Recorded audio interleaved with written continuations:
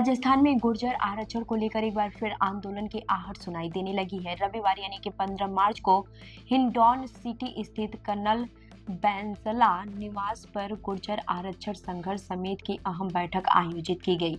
इस बैठक में समिति के कई पदाधिकारी और समाज के प्रतिनिधि मौजूद रहे। बैठक में सरकार की निष्क्रियता को लेकर नाराजगी जताई गई और चेतावनी दी गई है कि यदि मांगों पर जल्द कार्रवाई नहीं हुई तो आंदोलन का रास्ता अपनाया जाएगा। समिति के पदाधिकारियों ने कहा कि पिछले साल 8 जून को सरकार और गुर्जर आरक्षण संघर्ष समिति के बीच समझौता हुआ था।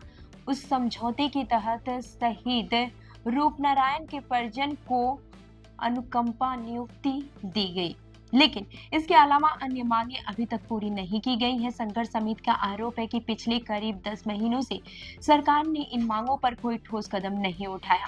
समिति ने यह भी आरोप लगाया है कि साल 2023 में मार्च 2026 तक आरक्षण आंदोलन से जुड़े किसी भी मुकदमे का निस्तारण नहीं हुआ है। हालांकि नवंबर 2023 में 42 मामलों के निस्तारण की बात कही गई थी, लेकिन उनके एफआईआर नंबर अब तक गृह विभाग ने समाज के साथ साझा नहीं किए हैं और न ही कोई केस वापस लिया गया है। बैठक में देवनारायण योजना के क्रियान्वयन को लेकर भी चर्चा हुई। समिति ने तय किया कि हर महीने होने वाली देवनारायण रिव्यू मीटिंग में संबंधित मंत्री से इस मुद्दे पर चर्चा की जाएगी। इसके अलावा समाज में अन्य मुद्दों को लेकर भी आक्रोश जताया गया। आरजीएस में बैकलॉग का क्रियान्वयन अभी तक नहीं हुआ है, जबकि राजस्थान हाईकोर्ट इसके निर्देश दे चुका है। वहीं आरक्षण आंदोलन के दौरान करौली में दर्ज एक पुराने मामले में संपत्ति कुर्की के आदेश के बावजूद सरकार की ओर से अब तक कोई कार्रवाई नहीं की गई है।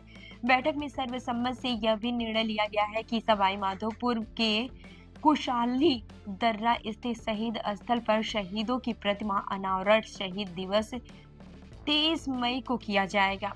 समिति ने यह भी मांग दोहराई है कि टीएमपी क्षेत्र में एमबीसी आरक्षण लागू किया जाए।